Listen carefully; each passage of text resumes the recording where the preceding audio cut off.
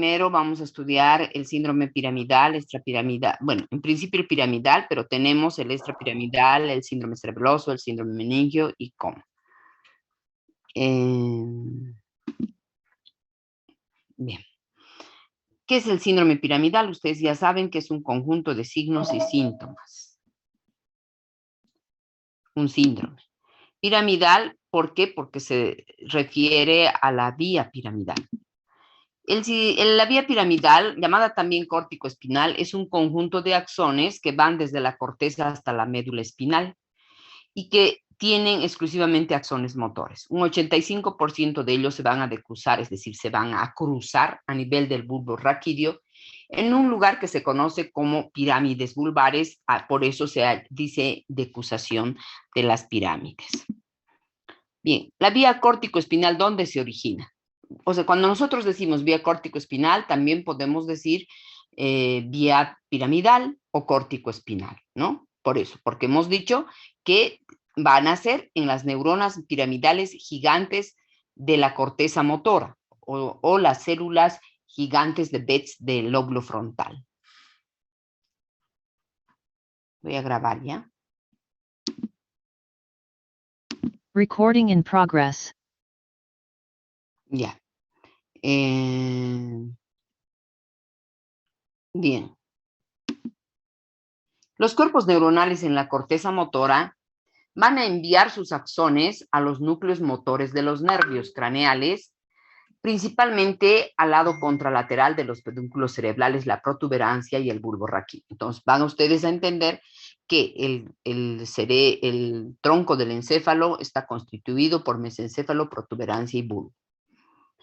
La mayor parte de estas fibras van a extenderse hacia abajo, llegando hasta la médula espinal. Estas fibras córtico-espinales cerca de un 80% se van a cruzar al lado contralateral en el bulbo raquídeo, que es lo que les he mencionado, lo que se llama la decusación piramidal. El 20% se cruzan al nivel de la médula espinal, es decir, es lo que se llama ipsilateral, ¿no? O sea, ipsi es del mismo lado. Bien. Entonces vamos a definir al síndrome piramidal como un conjunto de signos y síntomas derivados de la lesión de la vía piramidal, desde su origen en la corteza cerebral del lóbulo frontal hasta su terminación en las astas anteriores de la médula espinal. Entonces, les vuelvo a repetir este concepto. Conjunto de signos y síntomas que se derivan de la lesión en la vía piramidal, que puede ser en su origen o en su trayecto, en su origen, es decir, la corteza motora del lóbulo frontal, hasta las astas anteriores de la médula espinal, desde donde termina la vía piramidal o córtico-espinal. Hay varias causas de lesión piramidal, siendo la más frecuente la enfermedad cerebrovascular. ¿Sí? Su lesión aguda se denomina ABC o ACV, accidente cerebrovascular, que determina una lesión córtico-espinal desde la corteza, pasando por la sustancia blanca subcortical, el tallo cerebral o la sustancia blanca de la médula espinal.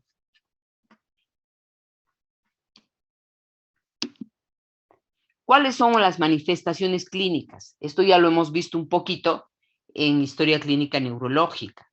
Las paresias o plejías contralaterales, proximales y distales. Junto a esta paresia o plejía, es decir, a la parálisis que ustedes ya saben, ¿no? Cuando el paciente tiene la dificultad o la imposibilidad de poder movilizar un hemicuerpo, puede acompañarse o va a acompañarse de espasticidad contralateral. ¿Qué quiere decir espasticidad contralateral? Es decir, está rígida, se pone rígido ese hemicuerpo. No solo hay una parálisis, sino que también hay una rigidez. A esta espasticidad se la denomina fenómeno de la navaja española, ¿no? Es una espasticidad espástica. ¿Por qué navaja española? Pues nosotros no conocemos la navaja española. Está descrito así en los libros porque la navaja española es como que al principio te cuesta y después cede como si fuera un elástico. Es ese tipo de espasticidad que tenemos en los pacientes que tienen una hemiplegia o un síndrome piramidal. También vamos a tener aumento de los reflejos de estiramiento muscular o de los ROT. Entonces van a estar vivos o hiperreflécticos. El trofismo después de años se ve afectado. Y pueden aparecer otros reflejos patológicos típicos del síndrome piramidal, como es el Babinski, que ya lo hemos estudiado, el Trommer, el Hoffman. Luego también aparecen los clonus, ¿no es cierto?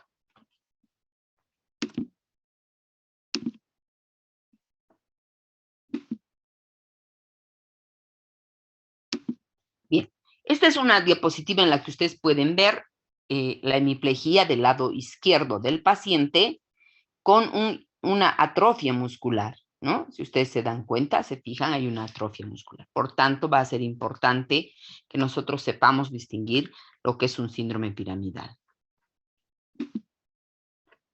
¿Cuál es la causa más frecuente del síndrome piramidal? Hemos mencionado al inicio la enfermedad cerebrovascular, isquémica o hemorrágica. Sin embargo, ellas no son la única causa. Los sitios más frecuentes de lesión son la corteza motora frontal, la corona radiada, la cápsula interna, los ganglios basales y el tálamo. En el tallo cerebral, el mesencéfalo, la protuberancia o puente y el bulbo van a dar lugar a síndromes alternos, ¿no? Es decir, que podemos tener, como les mencionaba en historia clínica neurológica, podemos tener un Claude-Bernard-Horner de una hemicara y una hemiplegia contralateral. Eso se llaman síndromes alternos. Bien, ¿qué tipos de ABC vamos a tener? El ABC isquémico o infarto cerebral ocupa un 80% de los accidentes cerebrovasculares, son el resultado de una obstrucción o una reducción del flujo sanguíneo de una arteria que irriga el cerebro. Bueno,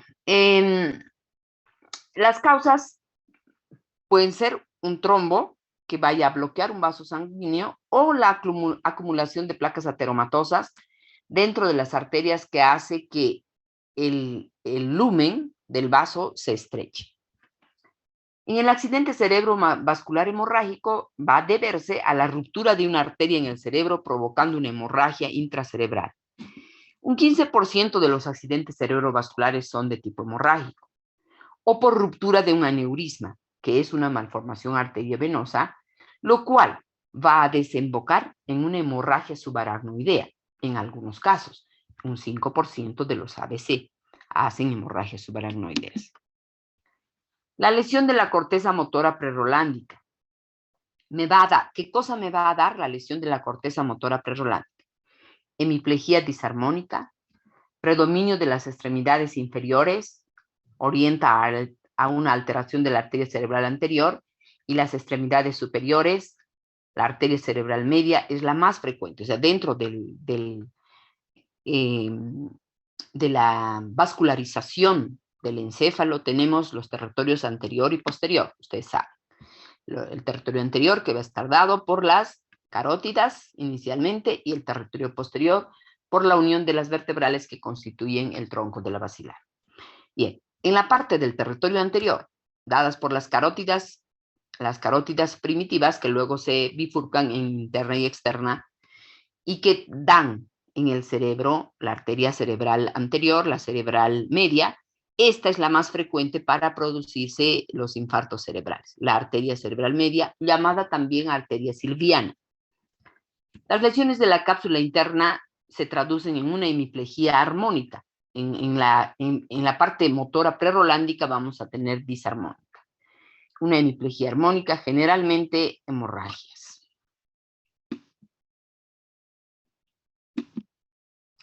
Hay respuestas, lo que llamamos policinéticas. Es decir, son respuestas a un solo estímulo. Nosotros en esto podemos encontrar esto que se llama el clonus. Si ustedes ven acá en la diapositiva, estoy estimulando la planta del pie y yo voy a dejar mi mano y el pie va a continuar siendo en movimiento, va a continuar estando en movimiento. Entonces, estas respuestas policinéticas se refieren a un aumento del área reflexógena con difusión de la respuesta. El clonus, como dice acá, es pues un reflejo policinético con una serie de contracciones rítmicas ante un estiramiento brusco y sostenido de un tendón. Puede ser rodilla, pie, ¿sí? Bien. Aquí alguien más. Los reflejos cutáneos anormales, ya hemos hablado un poquito, están ausentes los cutáneo-abdominales, está presente el reflejo plantar, que es normalmente es de flexión, pasa a ser de extensión. Es lo que se llama el signo de Babinski. Y ustedes acá pueden tener la respuesta, ¿no? Fíjense en la diapositiva, ¿no?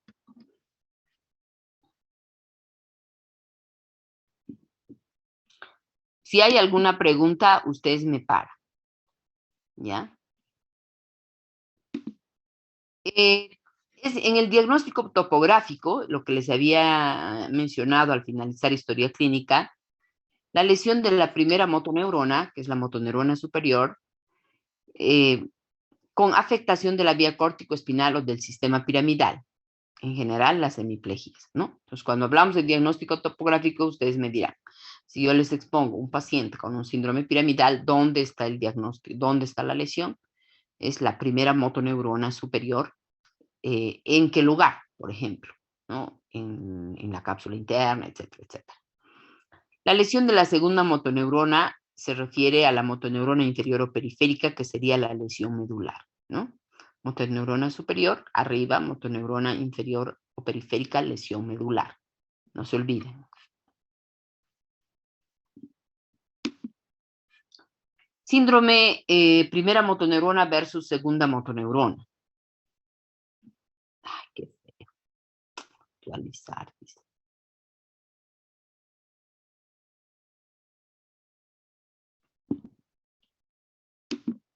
Bien, acá tenemos una tablita donde el síndrome piramidal y la motoneurona inferior, ¿no? Síndrome piramidal o de motoneurona superior y el otro motoneurona inferior. En el piramidal vamos a ver que la parálisis abarca muchos músculos, hay una hipertonía espástica, presencia de cincinesias o lo que es el clonus, todo aquello que les he dicho. En la motoneurona inferior puede afectar a músculos aislados, hipotonía o flacidez sin movimientos asociados. O sea, la motoneurona inferior es más de tipo periférico, por ejemplo, una lesión traumática, ¿no? Que en el codo. Entonces, ahí no puede levantar la mano, ¿no es cierto? Entonces, ahí ha habido lesión de motoneurona superior o motoneurona inferior. Motoneurona inferior. ¿Están ahí o no están? Sí, doctora. Sí, doctor. ¿Están entendiendo? Sí. Sí. Ok. Sí, doctor. Muy bien. Sí, doctor. En el piramidal vamos a obtener una atrofia por desuso, en la motoneurona inferior por atrofia por los músculos afectados. En el piramidal, un plantar extensor, en el otro, el plantar puede ser flexor o ausente. En el piramidal vamos a tener una hiperreflexia, reflejos osteotendinos aumentados, en la motoneurona inferior abolidos o disminuidos, ¿no? Eso es motoneurona inferior, o sea, es de tipo periférico. Lo otro es de tipo central. Los cutáneos abdominales, esto es importante, pregunta de examen. Abdominales abolidos y cutáneo abdominales normales en la motoneurona inferior. Bien, este es un cuadrito que lo tienen que tener y lo van a memorizar. Un poquito lo que les he explicado con llavecitas, que no lo voy a explicar porque está muy clarito, ¿no? O sea, corteza motora, aquí motoneurona lesionada, va a haber atrofia, no hay atrofia. Corteza motora, primera neurona, fasciculaciones no hay, alteraciones sensitivas, etcétera, ¿no? Entonces, este es un cuadrito que lo van a estudiar. Bien, cuando hablamos de la lesión de la médula espinal, en las lesiones de la médula espinal podemos ver la cuadriplegia o llamada también tetraplegia o paraplegia. Podemos ver el shock espinal con un nivel sensitivo. ¿A qué se refiere esto? Por ejemplo, si hay un shock espinal a nivel de la L2, de la lumbar 2, nosotros vamos a tener un nivel sensitivo. ¿A qué se refiere el nivel sensitivo? Es decir, que si yo examino con ese escarbadientes la sensibilidad, como hemos hablado, entonces voy a ir determinando un nivel por encima, por ejemplo, de la lesión, si el paciente tiene una hipoestesia o una anestesia, o por debajo de la lesión, si hay una total anestesia. En este tipo de pacientes parapléjicos hay un globo vesical, es decir, la vejiga se infla porque hay una parálisis flácida de la vejiga y también hay una retención fecal. A mis estudiantes de práctica les he mandado una paciente que ha hecho una hemiplegia con un accidente cerebrovascular isquémico que ha hecho transformación hemorrágica y que evidentemente me han estado llamando porque no puede ir al baño. Entonces, ¿por qué? Porque hay una retención fecal, porque evidentemente todo es un conjunto, todo es integral. Entonces, los esfínteres que tienen también, que reciben la inervación y el control de las neuronas motoras no están funcionando. El shock espinal dura semanas o meses, reapareciendo movimientos reflejos en las extremidades inferiores, reflejos de triple flexión y movilidad refleja extensora por la tracción de los músculos, etc. Después de los reflejos osteotendinosos, la presencia de clonus y espasticidad puede observarse cuando hay lesión de la médula espinal. Vamos a tener incontinencia urinaria. Cuando la lesión a nivel de la médula espinal se produce en forma lenta, no hay shock espinal. El shock espinal es brusco, ¿no? Bien, hasta acá síndrome piramidal. ¿Está entendido? Si hay alguna pregunta, voy a continuar con síndrome extrapiramidal.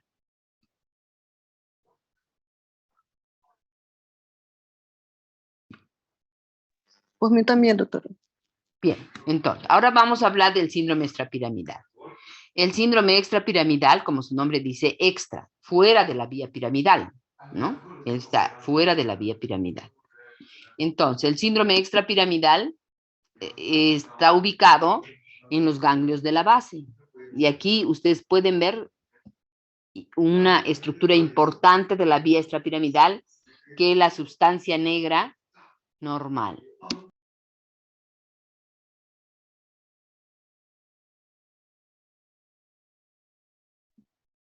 ¿Ya? Entonces, este es un corte axial de lugar donde, digamos, está la sustancia negra. Este es otro corte donde nosotros podemos ver las fibras nigroestriadas, las fibras tálamo-estriadas, los núcleos subtalámicos, las fibras córtico-espinales. El cerebro es tan bello. Siempre que empiezo a hablar yo me emociono. Bien, entonces, ¿cómo vamos a denominar al síndrome extrapiramidal? Es un conjunto también de manifestaciones motoras caracterizadas por la aparición o disminución del movimiento, lo que se llama hipocinesia o hipoquinesia también, o aumento del mismo, hiperquinesia, sin presencia de parálisis motor, afectando la postura y generando la mayoría de las veces presencia de movimientos involuntarios anormales. Bien, esto les voy a explicar más clarito. El síndrome extrapiramidal puede estar constituido por dos grandes grupos. Un síndrome extrapiramidal rígido aquinético, acá dice hipoquinesia, o un síndrome extrapiramidal disquinético, que sería la hiperquinesia, ¿no es cierto? Entonces, en ambos grupos del síndrome extrapiramidal, nosotros vamos a tener diferente sintomatología, pero con su básica lesión a nivel del síndrome, a nivel de los ganglios de la base, que es la vía extrapiramidal. Entonces, podemos decir que el síndrome extrapiramidal es un desorden que resulta del daño de los circuitos córtico-espinales que aseguran el movimiento. La afección de los ganglios produce una reducción de la motilidad, síndrome aquinético, o movimientos excesivos, síndrome hiperquinético. Es lo que les he dicho. En este grupo vamos a tener como mención a una de las enfermedades más frecuentes, que es la enfermedad de Parkinson. dentro del rígido akinético. Dentro del disquinético vamos a tener las coreas. También la enfermedad de Wilson, la parálisis supranuclear progresiva o la atrofia sistémica, ¿no? Entonces, esto es importante que ustedes entiendan para poder entender un poco la neurología.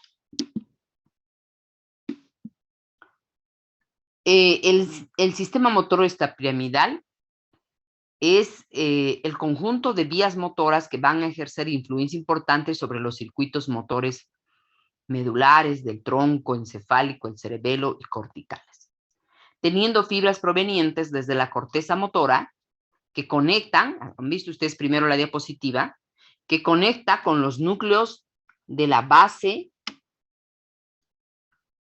especialmente los núcleos mesencefálicos, el caudado y el putamo. El núcleo rojo, la sustancia negra, la formación reticular del tallo, el núcleo de Lewis, ¿no? La formación reticular del tallo, su influencia termina en el asta anterior de la médula espinal. Es decir, lo mismo. En el síndrome piramidal hemos visto dónde termina, dónde empieza y dónde termina. El síndrome extrapiramidal o el sistema extrapiramidal también termina en el asta anterior de la médula espinal, porque también hay una función de tipo motora.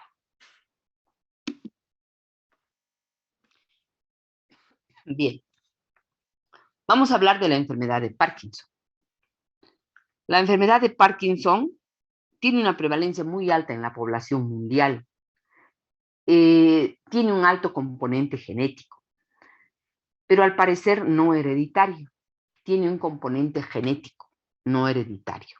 Y en los últimos tiempos se está viendo que la enfermedad de Parkinson tiene una